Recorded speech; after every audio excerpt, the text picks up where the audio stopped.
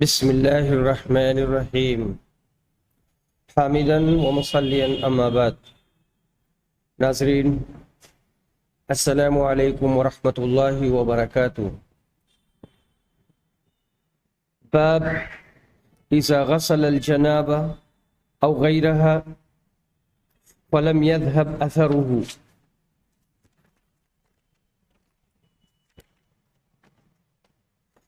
باب غسل المنی وفرکه وغسل ما یصیب من المرأة۔ اس مسئلے کا بیان کہ منی کا دھلنا اور اس کا کھرچنا اور عورت کی شرمگاہ سے جو مرد کی شرمگاہ میں لگا ہے اس کو دھلنا۔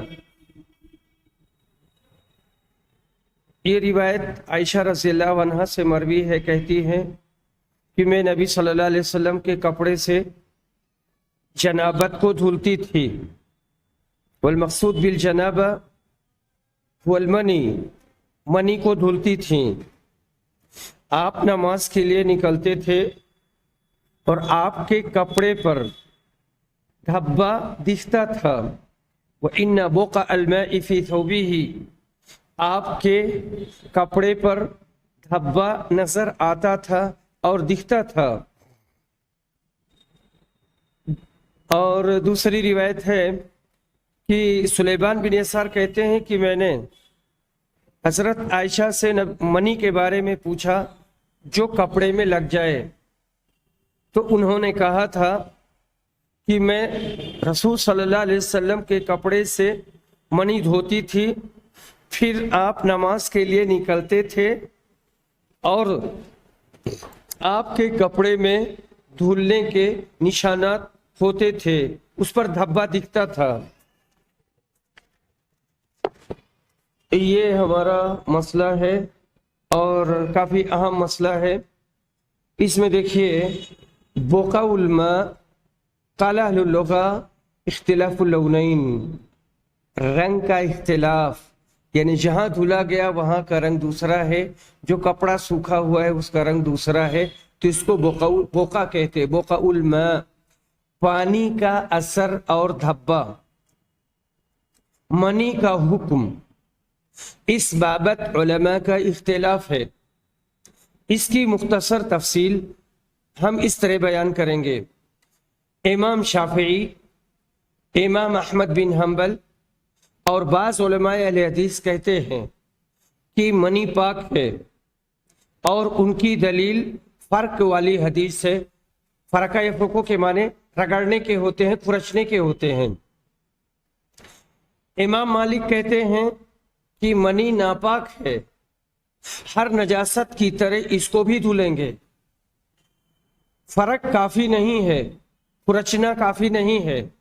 بعض مالکیہ نے فرق والی حدیث کو دلکا بالماء یا دلکم بالماء پر محمول کیا ہے، یعنی اس کو پانی سے رگڑا تھا۔ امام ابو حنیفہ کہتے ہیں کہ منی ناپاک ہے، اگر وہ خشک ہے تو کھرچنے سے پاک ہو جائے گی، اور اگر تر ہے تو ایسی صورت میں اسے دھلنا ہوگا۔ جس حدیث میں دھلنے والی بات آئی ہے یہ لوگ اسی سے استدلال کرتے ہیں۔ یہ تین رائے ہیں۔ راجح بات یہ ہے کہ منی ناپاک ہے، البتہ اس کی پاکی کا طریقہ الگ ہے۔ عام نجاستوں کی طرح پانی سے دھونا ضروری نہیں ہے۔ اس کی دلیل یہ ہے کہ منی کے ازالہ کے لیے جو الفاظ حدیث میں وارد ہیں ان میں غسل، مسح، فرق، حتی، سلط، حکا، یہ 5-6 الفاظ استعمال ہوئے ہیں۔ تقریباً سب کا معنی ایک ہے اور اس میں ازالہ کا معنی پایا جاتا ہے۔ سب کا مقصد منی کا ازالہ ہے۔ اگر منی ناپاک نہیں ہے تو پھر اس کے ازالے کا کیا اس کے ازالے کی کیا ضرورت ہے، اور اس کا کیا معنی ہے؟ ازالہ اس کی نجاست کی دلیل ہے، لیکن پاکی کا طریقہ الگ ہے۔ جیسے جوتے میں نجاست لگ جائے تو اس کی پاکی کا طریقہ پاک زمین پر رگڑنا ہے۔ دودھ پیتے بچے کے پیشاب کی پاکی کا طریقہ پانی کا چھینٹا مارنا ہے۔ عورت کے لمبے دامن کی پاکی کا طریقہ پاک جگہ پر اسے گھسٹنا ہے۔ تحفۃ الاحوذی اسعاف القاری۔ اسی طرح خشک منی کی پاکی کا طریقہ اسے کھرچنا بھی ہے۔ تو یہ مسئلہ ہوا منی کا، اور اس کے بعد میں جو میں باب پڑھ دیا تھا شروع میں وہ آ رہا ہے کہ آدمی نے جنابت کو دھولا یا اس کے علاوہ اور دوسری چیز، یعنی یہاں جنابہ منی ہے، غیرہ میں حیض وغیرہ آ سکتا ہے، اور اس کا اثر ختم نہیں ہوا، گیا نہیں، تو کپڑا پاک ہوگا کہ نہیں ہوگا، اور نماز پڑھ سکتے کہ نہیں پڑھ سکتے؟ تو یہ کپڑا پاک رہے گا۔ قال حدثنا عمرو بن میمون قال سمعت سلیمان بن یسار فی الثوب تصیبہ الجنابہ۔ انہوں نے اس کپڑے کے بارے میں سوال کیا اور پوچھا کہ کپڑا ہے، اس میں جنابت لگ جاتی ہے، منی لگ جاتی ہے، تو کیا کریں؟ تو انہوں نے کہا کہ حضرت عائشہ نے کہا تھا کہ میں رسول صلی اللہ علیہ وسلم کے کپڑے دھوتی تھی، پھر رسول صلی اللہ علیہ وسلم نماز کے لیے نکلتے تھے اور دھونے کے نشانات آپ کے کپڑے پر دکھتے تھے۔ دوسری روایت ہے کہ ان عائشہ انہا کانت تغسل المنی من ثوب نبی صلی اللہ علیہ وسلم، حضرت عائشہ نبی صلی اللہ علیہ وسلم کے کپڑے سے منی دھوتی تھیں، پھر میں اس میں کئی دھبے دیکھتا تھا یا ہمیں اس میں دھبے نظر آتے تھے۔ دیکھیے اس میں جو مسائل ہیں، جنابت وغیرہ دھولا اور اس کا اثر نہیں گیا، جنابت کو دھولا پر اثر نہیں گیا تو وہ کپڑا پاک ہے۔ جنابت سے مراد منی ہے، اور جو آیا ہے غیرہ سے مراد حیض کا خون ہے۔ کپڑے میں جو نشانی پڑی رہتی تھی اس کا مطلب یہ ہے کہ حضرت عائشہ پورا کپڑا نہیں دھلتی تھیں، جہاں جہاں گندگی لگی رہتی تھی صرف اتنا ہی دھلتی تھیں۔ اگر پورا کپڑا دھل دیتی تو پورا کا پورا کپڑا ایک ہی طرح دکھتا۔ یہ مسئلہ بھی ثابت ہوتا ہے کہ اگر کپڑے میں منی لگی ہے یا حیض کا خون لگا ہے تو پورے کپڑے کا دھلنا ضروری نہیں، جہاں لگا ہے اتنا ہی دھلنا کافی ہوگا۔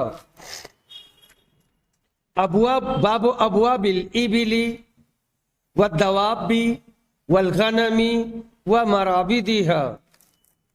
اونٹوں کے پیشاب، جانوروں کے پیشاب، بکری اور بکری کے باڑ کا بیان، تھان کا بیان، جہاں بکریاں باندھی جاتی ہیں۔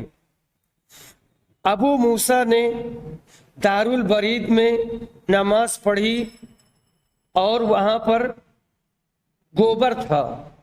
دارالبرید یہ کوفہ میں ایک جگہ کا نام ہے، سرقین کے معنی گوبر کے ہوتے ہیں۔ والبریہ لجنبہ، اور صحرا ان کے بغل میں تھا۔ تو جہاں پر اس طرح کی چیز تھی وہیں نماز پڑھ لیا، اور صحرا میں اور صاف جگہ پر نہیں گئے۔ انہیں تعلیم دینی تھی، انہوں نے کہا یہاں اور وہاں برابر ہے۔ ان انس قال قدیم اناس من اکل او ارینا، اکل اور ارینا یا ارینا کے کچھ لوگ آئے،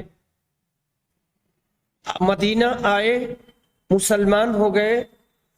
ان کو مدینہ کی آب و ہوا راس نہیں آئی، ان کے پیٹ میں ایک مخصوص قسم کی بیماری ہو گئی، اسی کو جوا کہتے ہیں۔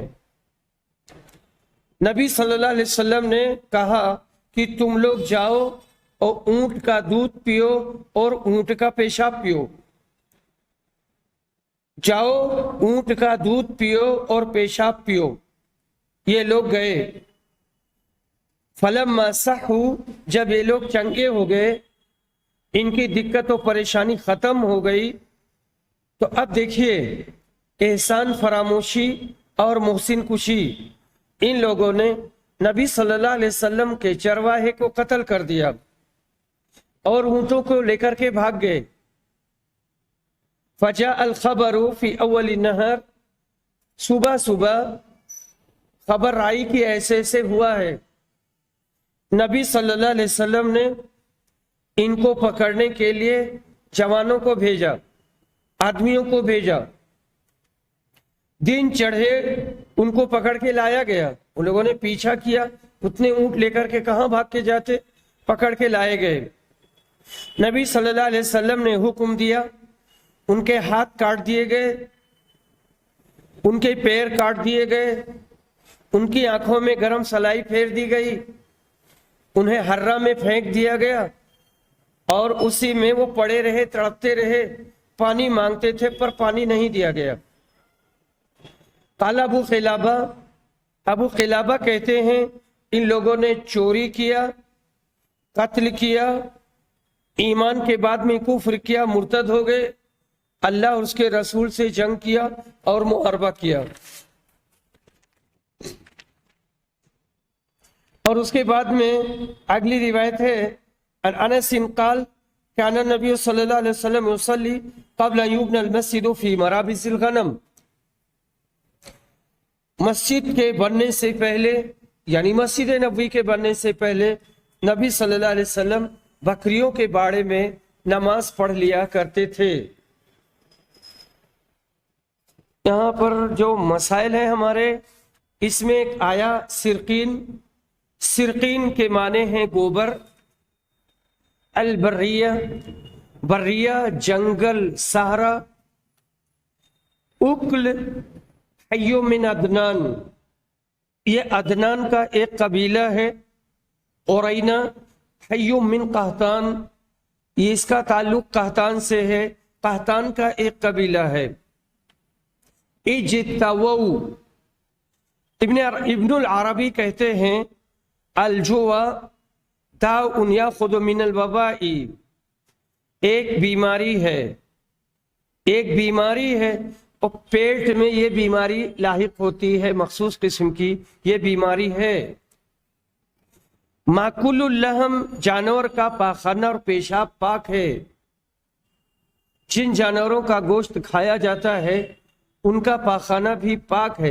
پاک ہونے کا مطلب یہ ہے کہ اگر اتفاق سے پیر میں لگ گیا، آدمی باوضو آ رہا ہے نماز پڑھنے، پیر میں لگ گیا، کپڑے میں لگ گیا، تو اس میں تکلف کرنے کی ضرورت نہیں ہے، آئے نماز پڑھ کے جائے، گھر پہ دھل لے۔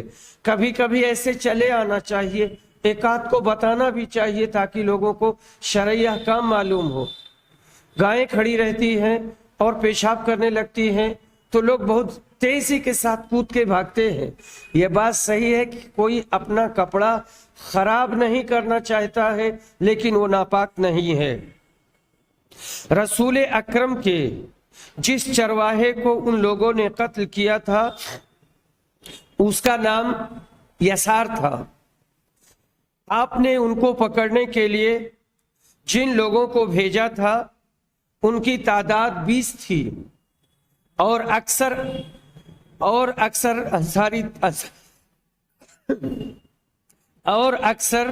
انصاری جوان تھے۔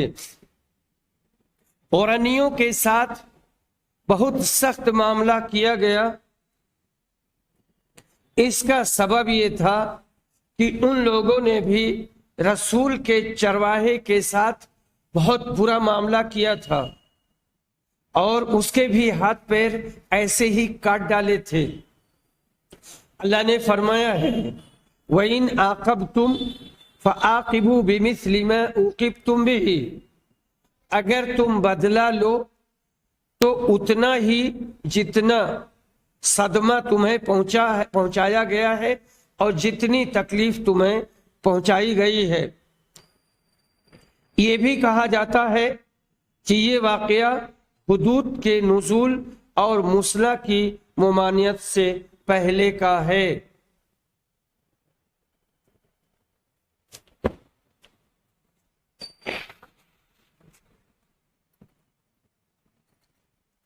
اورانیوں کا جرم، غور کریں ان ایرانیوں نے کتنا جرم کیا، مرتد ہوئے، چوری کی، قتل کیا، مسلح کیا، اللہ اور اس کے رسول سے جنگ کی، انہوں نے 5 جرائم کا ارتکاب کیا تھا۔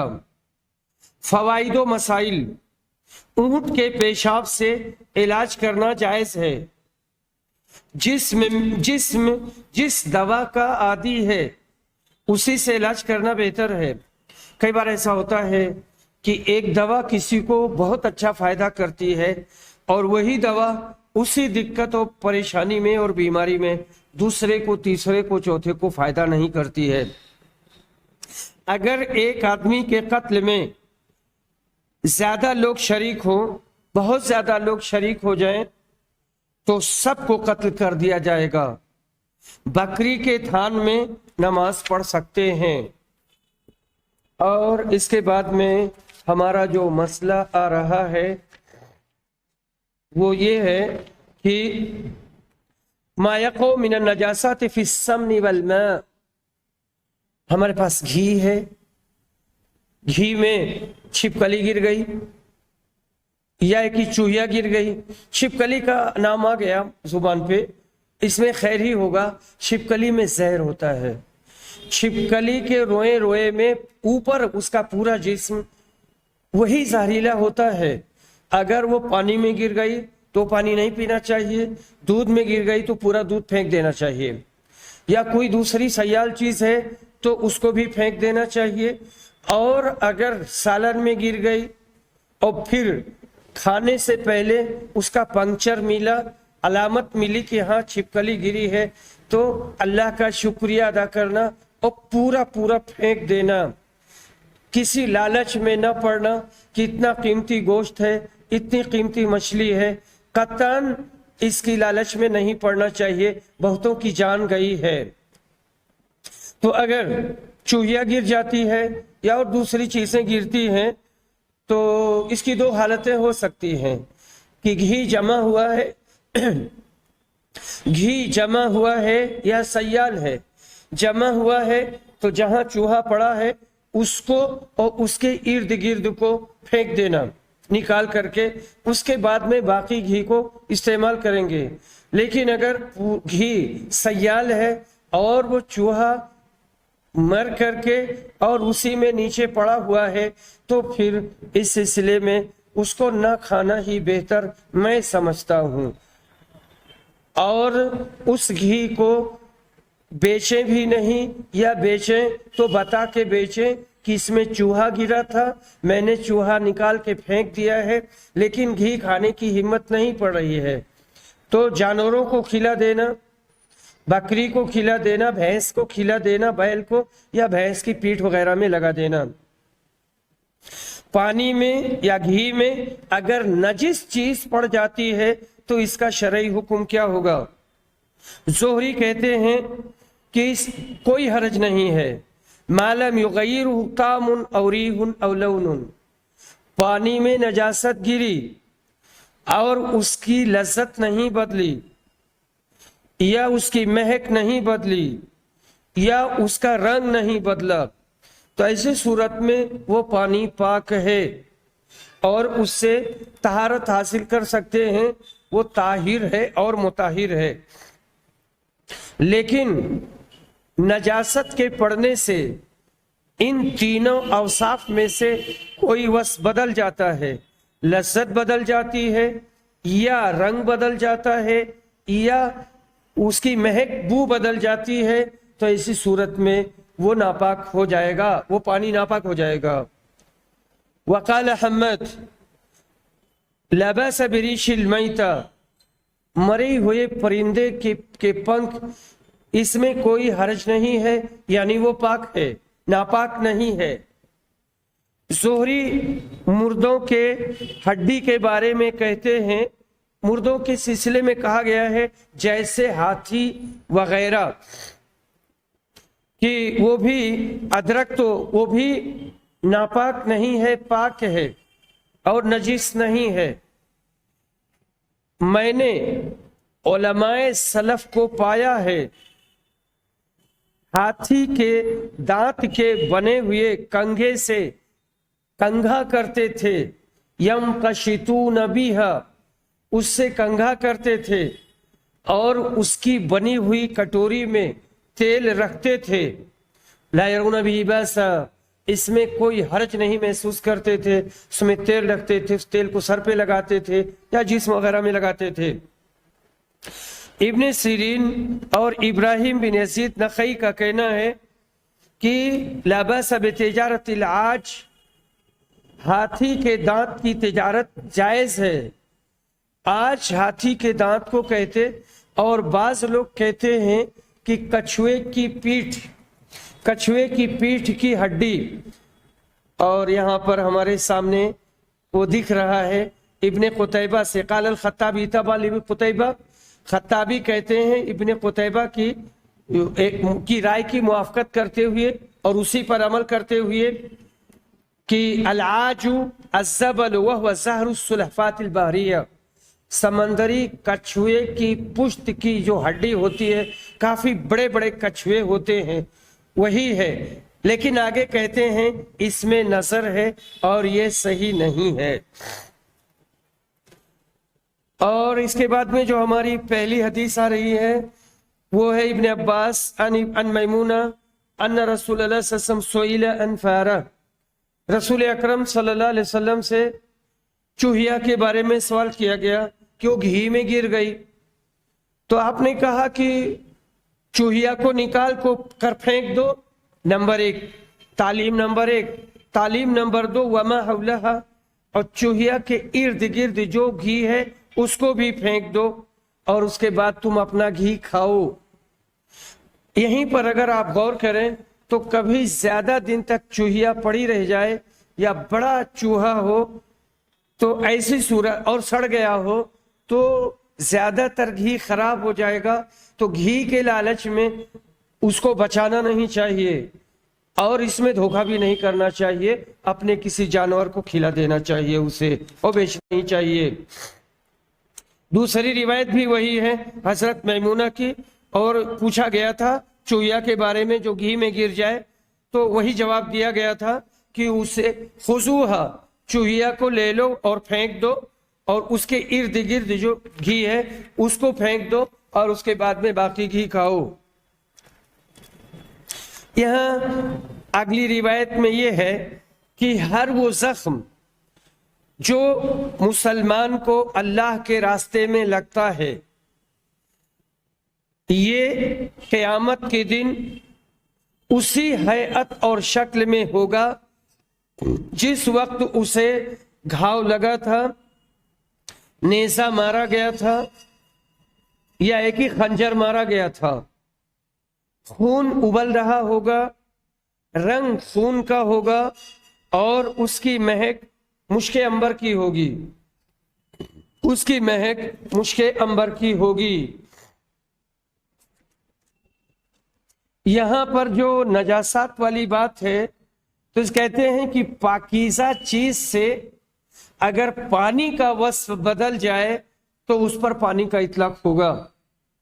ہمارے پاس پانی ہے، پانی میں کوئی پاک چیز ڈال دی گئی تو ایسی صورت میں ہم اسے پانی ہی کہیں گے۔ صفت کی تبدیلی موصوف میں اثر انداز ہوتی ہے، جس طرح خون جب مشک میں بدل جاتا ہے تو ناپاکی سے پاکی کی طرف چلا جاتا ہے اور پاک ہو جاتا ہے، اسی طرح جب پانی میں نجاست پڑ جائے اور پانی بدل جائے تو اس کا سابقہ حکم بدل جائے گا۔ اس کے سلسلے میں فقہ میں ایک بحث کی جاتی ہے کہ عینیت کا بدل جانا، کسی چیز کی عینیت کا بدل جانا،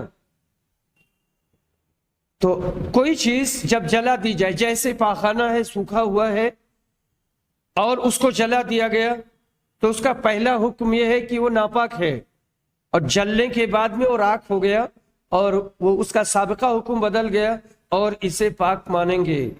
تو یہاں جو مشک عنبر ہے اس کا پہلا حکم نجس ہے، اور ہرن کے نافے سے یہ چیز نکلتی ہے، اور جب وہ مشک میں بدل گیا تو پھر وہ خوشبو ہو گیا اور اس کی پہلا حکم بدل گیا اور وہ پاک ہو جائے گا۔ پانی کب ناپاک ہوگا؟ اس میں ائمہ کے کئی اقوال ہیں، ان کی تفصیل اس طرح ہے۔ ظاہریہ کہتے ہیں کہ پانی ناپاک ہوتا ہی نہیں ہے، بھلے ہی نجاست کے گرنے سے تینوں اوصاف میں سے کوئی وصف بدل جائے۔ ان کی دلیل یہ ہے ان الماء طہور لا ينجسه شیء، پانی پاک ہے، کوئی چیز سے ناپاک نہیں کرتی۔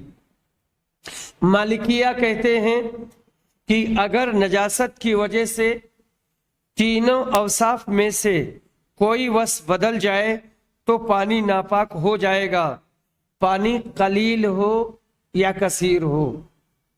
مالکیہ قلیل و کثیر کی تحدید نہیں کرتے، شافعیہ قلیل و کثیر کی تحدید قلتین کی حدیث سے کرتے ہیں۔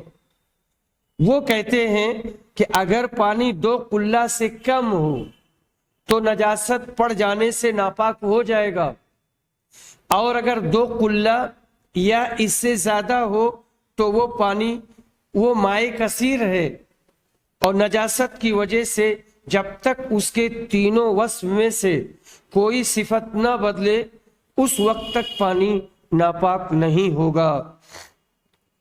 احناف قلیل و کثیر کی تحدید کرتے ہیں، اگر مائع کثیر ہے تو جب تک نجاست کے پڑنے سے تینوں وصفوں میں سے کوئی وصف نہ بدل جائے تب تک پانی ناپاک نہیں ہوگا۔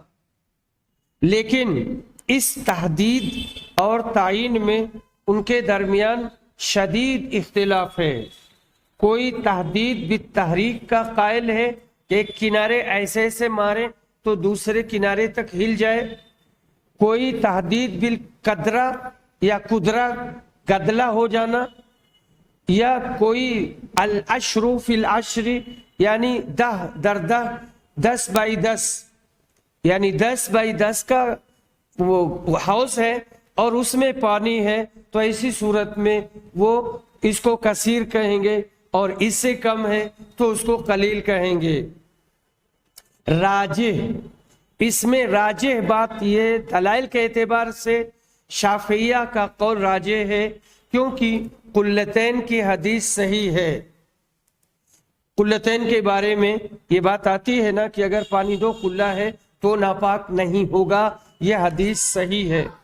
تو یہاں پر پھر سے ہم پڑھیں گے، شافعیہ قلیل و کثیر کی تحدید قلتین کی حدیث سے کرتے ہیں، قلتین سے کم ہے تو وہ ناپاک ہے، اور قلتین فما فوق، قلتین یا اس سے زیادہ ہے تو وہ ناپاک نہیں ہوگا۔ اس وقت ناپاک ہوگا جب نجاست کے پڑنے سے تینوں اوصاف میں سے کوئی وصف بدل جائے۔ اور اس کے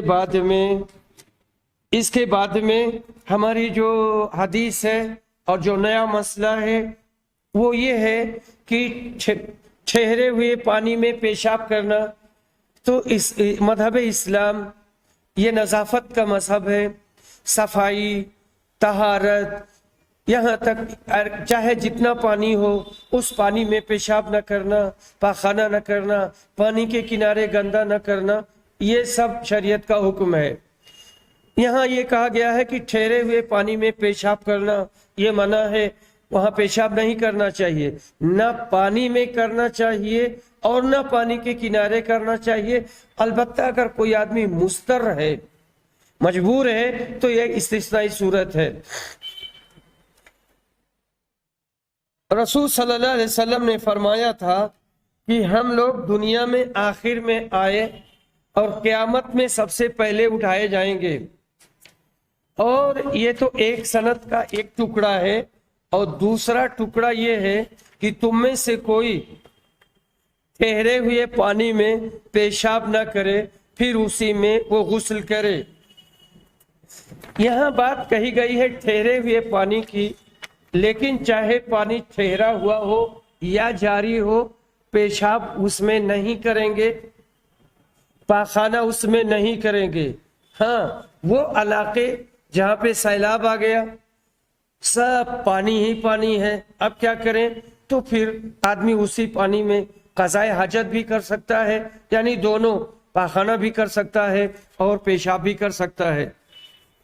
इसमें आया है अद्दाइम अल्लज़ी ला यजरी, जो पानी साकिन है और बहता नहीं है। ठहरे हुए पानी में पेशाब करने की ममानियत को तंज़ीह पर महमूल करेंगे, ना कि तहरीम पर, क्योंकि पानी नापाक उस वक्त होता है जब उसका कोई वस्फ नजासत पड़ने से बदल जाए।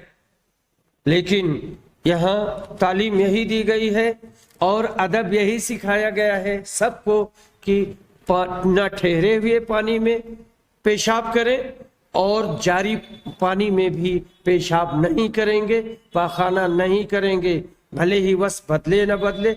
जब मजबूर होगा तो ऐसी सूरत में फिर दोनों जायज होगा।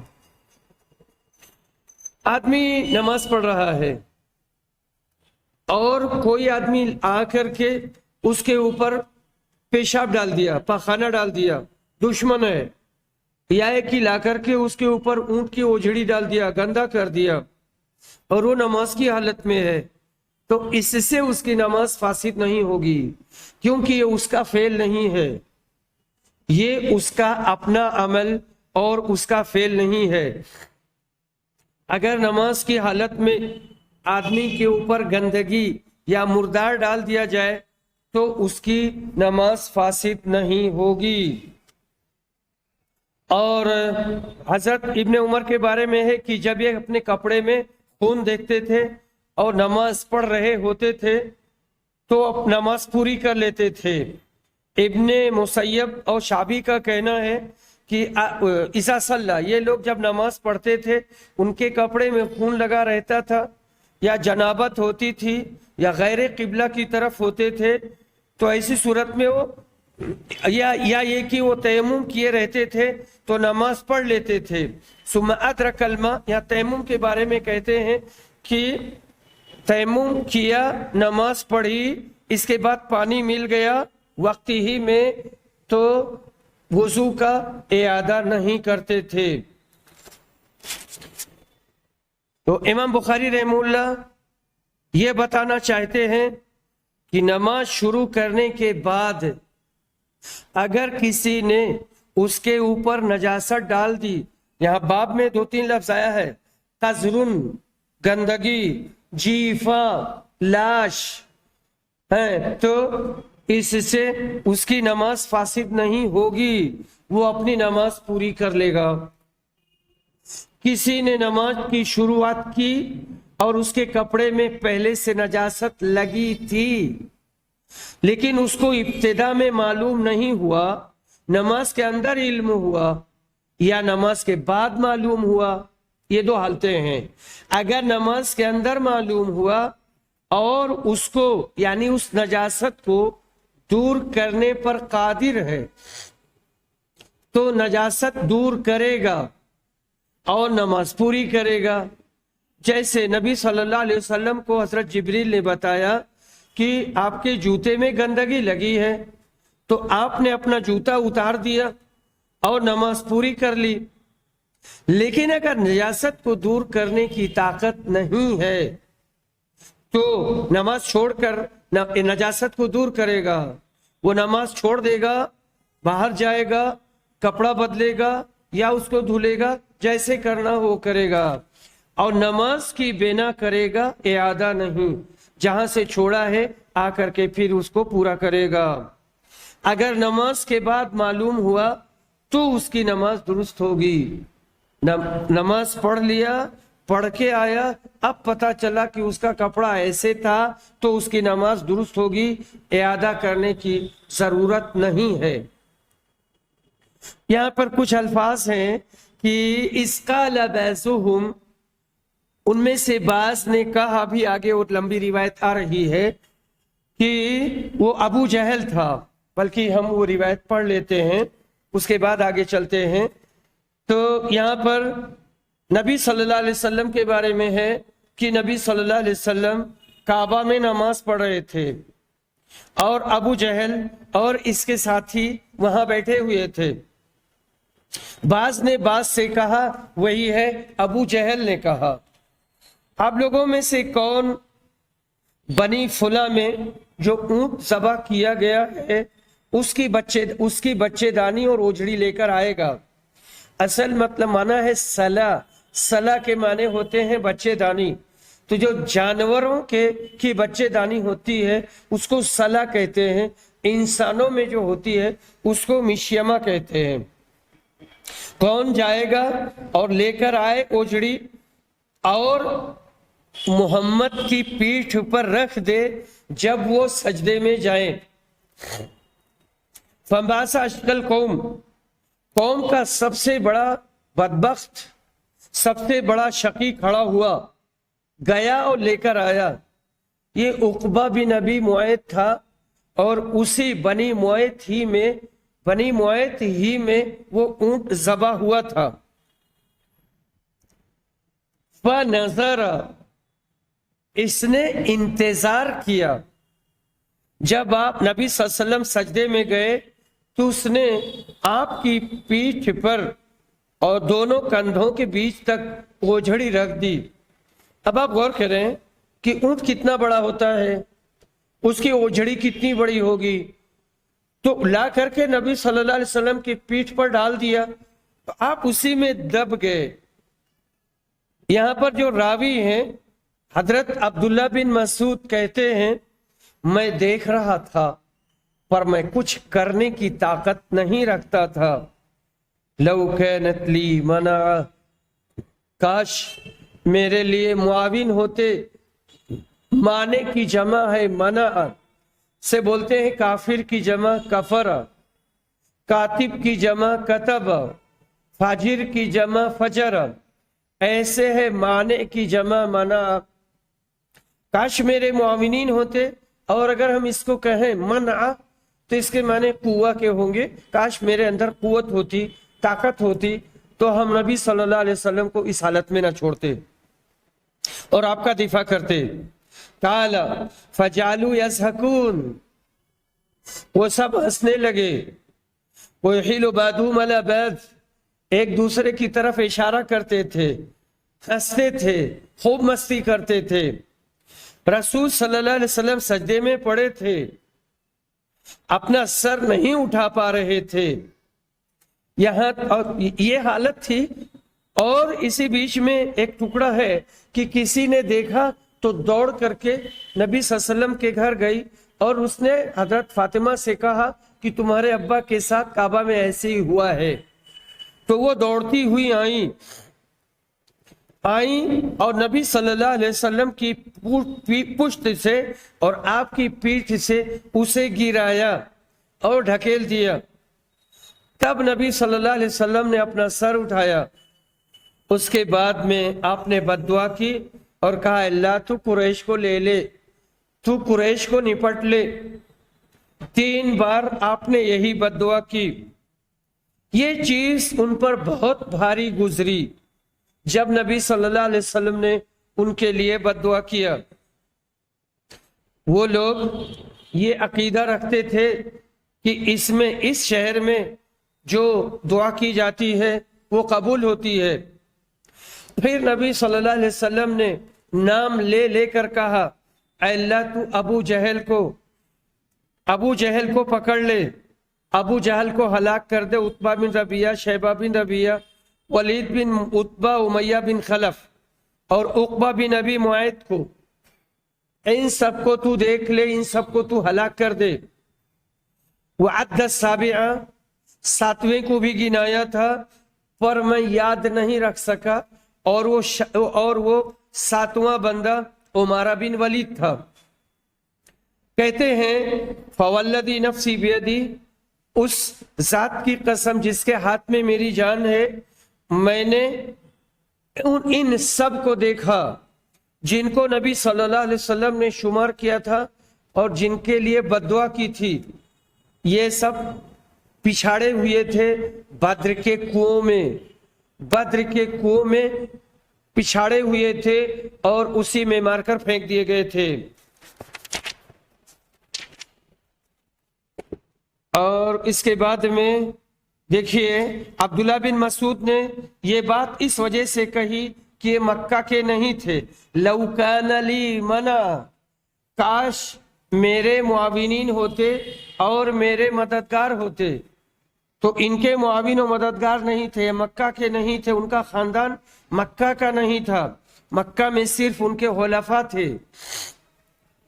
اور جو حلیف تھے وہ سب کافر تھے، اس لیے ان سے مدد کی امید نہیں تھی۔ یحیل بعضهم علی بعض، ہنسی کی وجہ سے ایک دوسرے پر گرے جا رہے تھے، خوب مزے لے رہے تھے، لوٹ پوٹ ہو رہے تھے۔ اور دوسرا معنی یہ ہے کہ اپنی شرارت اور بدتمیزی کو باز کی طرف منسوب کر رہا تھا۔ علیک بقریش، یعنی کفار مراد ہیں، یا جن کا نام لیا ہے وہ مراد ہے۔ اللہ قریش والوں کو تو لے لے، ان کو برباد کر دے، تو جن کا نام لیا ہے وہ ہیں یا ایک ہی کفار ہیں۔ فوائد اور فقہیت، مکہ میں دعا قبول ہوتی ہے، کفار بھی عقیدہ رکھتے تھے، کفار بھی نبی کی صداقت کے معترف تھے، اسی وجہ سے آپ کی بد دعا سے ڈر گئے۔ 3 بار دعا کرنا مستحب ہے۔ دوران نماز اگر کوئی مصلی پر گندگی ڈال دیتا ہے تو اس سے اس کی نماز باطل نہیں ہوگی۔ باب البزاق والمخاط ونحوه فی الثوب، کپڑے میں تھوک اور رینٹ کا لگنا۔ البزاق تھوک، بزق یبزق بزقن، اور المخاط، مخاط رینٹ یعنی بلغم، یہ لگ گیا تو اس سے کپڑا خراب نہیں ہوگا اور نجس نہیں ہوگا، لیکن مسجد کو خراب نہیں کرنا چاہیے، مسجد میں تھوک دینا یا بلغم وغیرہ کہیں گرا دینا تو یہ مناسب نہیں ہے۔ قال عروہ عن المسوری و مروان خرج النبی صلی اللہ علیہ وسلم زمن حدیبیہ، حدیبیہ کے سال نبی صلی اللہ علیہ وسلم نکلے۔ فذکر الحدیث، اور یہاں پر آگے کا ٹکڑا ہے، وما تنخم النبی صلی اللہ علیہ وسلم نخامتا، نبی صلی اللہ علیہ وسلم تھوکتے تھے تو صحابہ میں سے کسی صحابی کے ہاتھی پر پڑتا تھا، وہ اسے اپنے چہرے پر اور اپنے چمڑے پر مل لیتا تھا۔ تو انسان کا تھوک اور بلغم پاک ہے، اگر یہ پاک نہ ہوتا تو صحابہ کرام نبی اکرم کا تھوک اور بلغم اپنے ہاتھوں میں روک کر اپنے چہرے پر نہ لگاتے، اور یہ خصوصیات میں سے نہیں ہے، یہ رسول کی خصوصیات میں سے نہیں ہے، کیونکہ الخصوصیہ لا تثبت الا بدلیل، رسول کی کوئی بھی خصوصیت بغیر دلیل کے ثابت نہیں ہو سکتی۔ رسول کا سارا عمل اور سارا کام یہ تشریح کے لیے ہے، امت کے لیے ہے، سب کے لیے ہے۔ اگر کوئی کام آپ کے ساتھ خاص ہے تو اس کو خاص کر دیا جاتا ہے اور بتا دیا جاتا ہے۔ یہاں پر خصوصیت کی کوئی دلیل نہیں ہے، اس لیے اس پر قیاس کرتے ہوئے سب کے تھوک کو پاک مانا جائے گا۔ باب لا يجوز الوضوء بالنبيذ ولا المسكر وكرهه الحسن وابو العالیہ، مسکر نشہ کرنے والی چیز اور نبیذ سے وضو کرنا جائز نہیں، حسن اور ابو العالیہ نے اسے مکروہ قرار دیا ہے۔ عطا کہتے ہیں کہ التیمم احب الی من الوضوء بالنبیذ واللبن، دودھ اور وضو سے दूध और नबीज से वुदू करने के मुकाबले में तयम्मुम करने को मैं ज्यादा अच्छा समझता हूँ। और यहाँ पर जो रिवायत आई है इसमें रसूल अकरम सल्लल्लाहु अलैहि वसल्लम ने फरमाया है, कुल्लु शराबिन अस्करा फहुआ हराम, हर मशरूब जो नशा आवर हो वो हराम है। यहाँ पर ये नबीस का लफ्ज आया है। नबीस उस मशरूब को कहते हैं जो खजूर, किशमिश, शहद, गेहूं और जौ वगैरह से तैयार करते हैं और बनाते हैं। पानी में डाल देते हैं, कुल या कुछ इनमें से जो नाम लिया गया है, जैसे गेहूं है, जौ है या खजूर है, खजूर और किशमिश या शहद का अपना अलग बनता है। इसका अरक पानी में उतर जाता है, यही नबीस है। अन्निहाया फी गरीबिल हदीस। अगर नशा आ जाए तो हराम है और मुस्किर ना हो तो उसका पीना जायज है, और इसमें बड़ी कुव्वत होती है और बड़ी तवानाई होती है। नबीस से हर हाल में वुजू करना नाजायज है, इसमें नशा हो या ना हो। इसकी दलील अल्लाह का ये फरमान है, फलम तजिदू माअन फतयम्ममू, पानी ना मिले तो तुम तयम्मुम कर लो। यहाँ माँ मुतलक है, माउन पानी मुतलक है, और नबीस माँ नहीं है, यानी पानी नहीं है। इमाम शाफिई, इमाम अहमद बिन हम्बल, इमाम बुखारी वगैरह का यही मौकिफ है कि इससे वुजू नहीं करेंगे। कुल्लु शराबिन अस्कर, हर वो पीने वाली चीज जो नशा कर जाए, हर पीने वाली चीज जो नशा कर जाए, तो इसका मतलब ये है कि हर वो चीज जिसमें नशा लाने की ताकत है, नशा लाने की कुव्वत है, उसके पीने से आदमी को नशा हो या ना हो वो हराम है। अगरचे उसके पीने से नशा न आया, क्योंकि बहुत सारे लोग होते हैं बिल्कुल शराब पीते हैं, उनको और नहीं बहकते हैं, इधर उधर की बातें नहीं करते हैं, ओल फोल नहीं बकते हैं, किसी को नहीं मारते हैं, हालांकि शराब पी रखी है। मैंने ऐसे डॉक्टर को देखा है जो अपने मेज पर गुलाबी शराब रख के बैठा था और नुस्खा लिखता रहता था, मरीज को देखता रहता था और पीता रहता था। उसके होशो हवास पूरी तरह से काम करते थे। यहाँ मसला क्या है कि हर वो चीज जिसमें नशा लाने की कुव्वत है वो हराम है, अगरचे उसके पीने से नशा न आया हो। लिहाजा हर मुस्किर हराम है, कलील हो या कसीर। और उसके बाद में हमारा जो अगला मसला है वो ये है कि औरत अपने वालिद के चेहरे से खून धुल सकती है। उसके चेहरे पर जख्म लग गया, बाप है या शौहर है या बेटा है या भाई है या कोई भी महरम है, तो उनके चेहरे से या है कि उनके हाथ पैर से खून धुल सकती है। अबुल आलिया ने कहा था कि मेरे पैर सहलाओ, इसमें बड़ा दर्द है, यानी मरीजा बीमार है, यानी इसमें बड़ा दर्द है। यहाँ जो रिवायत आई है वो है साल बिन सात साइदी।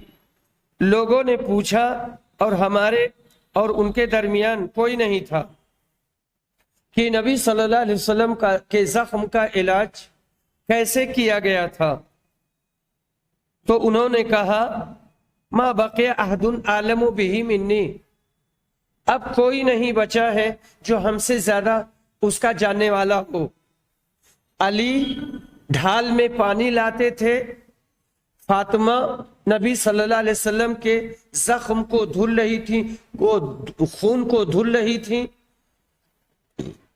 फ़उख़िज़ा हसीरुन, चटाई ली गई, اسے جلایا گیا اور زخم میں بھر دیا گیا۔ اصل میں کیا ہوا تھا کہ گھاؤ تھا تو اس کو دھولا نہیں جاتا ہے، بلکہ اس کو چھوڑ دیا جاتا ہے اپنی اصلی حالت پر، اور خون جمنا شروع ہو جاتا ہے۔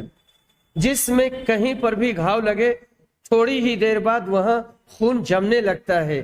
یہ ایک اپنے آپ عمل ہے قدرت کی طرف سے، ایک نظام ہے کہ خون بہنے نہ پائے اور جسم کا خون رک جائے، دھیرے دھیرے دھیرے وہ جم کر کے باقی خون کو روکتا ہے۔